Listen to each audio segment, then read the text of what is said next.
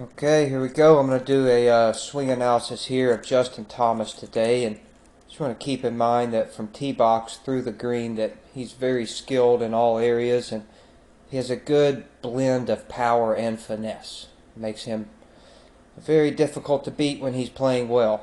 So alright, let's start here at setup. And I also want to mention that his father has been his coach since a young age, and they've done a good job of teaming up. I think that's pretty cool. Alright, so when you look at his setup, one thing he's doing very well, especially for a driver, he's able to create good launch angles.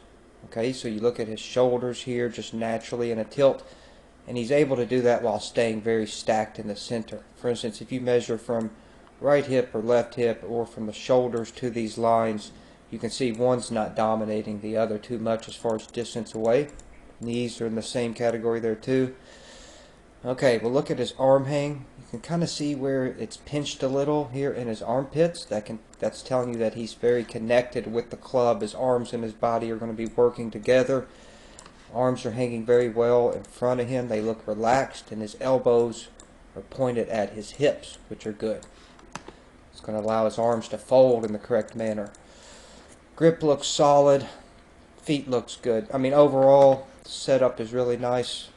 If you draw this line up from the ball, you can see it's kind of coming right under his armpit, and the club is just a touch leaned back from that point. So that looks good. Hands are kind of right, just barely inside the left leg there. Alright, so now we'll look more into his swing. So we'll just get a down the line view here real quick.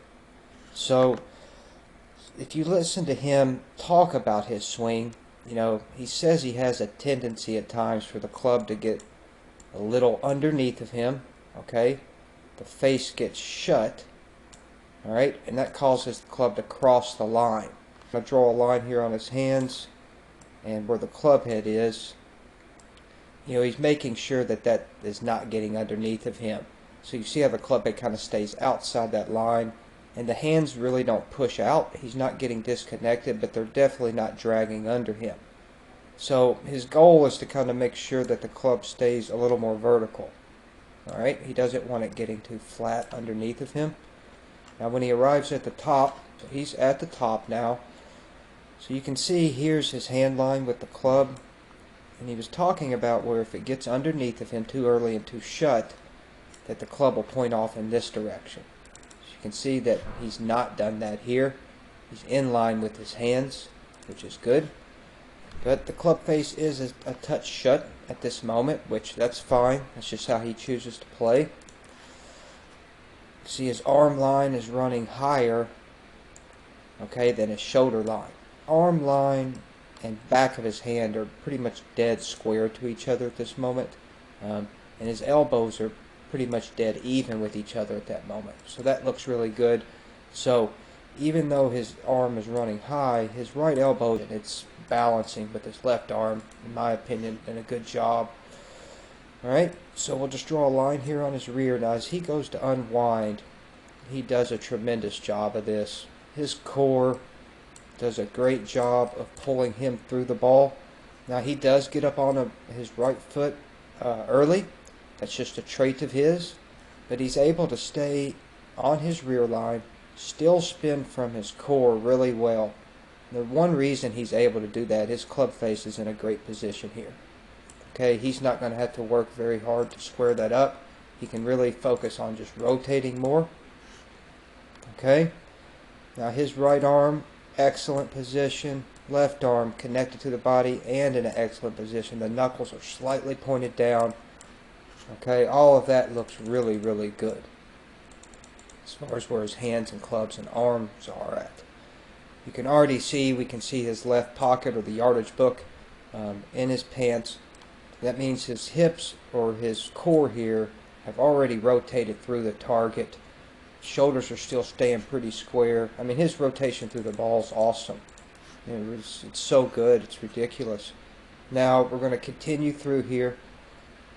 This is really good extension. See how the club's still staying outside of his hands. Right? See this line here, like we were seeing the line he was falling on, is pretty much dead parallel to it. See that?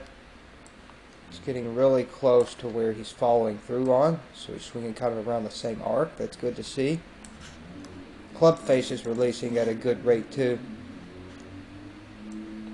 Kind of in line with the shaft there. It's not flipping or holding off too much, but he does have some hold off in his swing. His left hand has released really nice there. But I'll show you here on the right when we get through his follow through what I'm speaking about. But so now let's focus on the right here, just for the moment, and see that the right leg's already in a good position to drive. Kind of here's where his left hip is at the moment. Club's set at the top. Now as he goes to transition, he's getting a little bit of weight transfer back to the left here. That's about the proper amount. Okay, right leg's driving good. Again, like we mentioned, he gets up on his right toe early. Lag's being held very nicely here because he's pulling with his core. He's doing a good job of keeping the left arm very straight and not allowing any slack in that, and allowing this to kind of pull him through. And he develops a lot of speed. He has a lot of power for his size. Arms tucked in nice. You can see the right hand cocked off where it needs to be. Like we talked about, left hand's in a great position. Out in front of him with the left arm still connected too.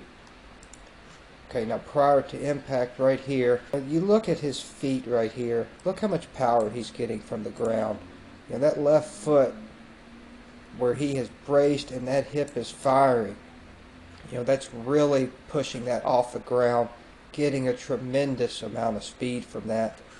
Now the left foot gives out a little, okay, to allow the freedom to where he can post and turn around to get to his finish here. He keeps really good balance even with this very dynamic footwork.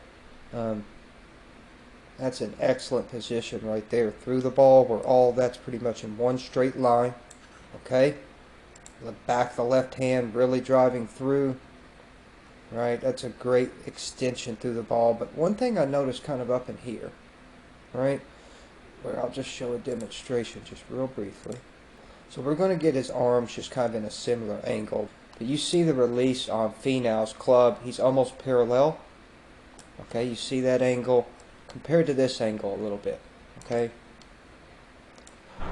Once he gets to his finish, you can see everything's flicking off and releasing nicely. So I don't believe it's interrupted. I believe it's there for him using that to get the ball flight that he's wanting. Okay. All in all, this is a really good golf swing that I believe we're going to see a lot of for a long time on tour.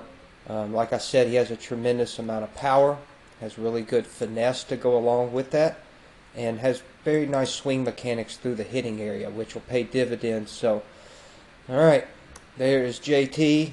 I wish him the best of luck on tour, and you all have a good day now. Thank you.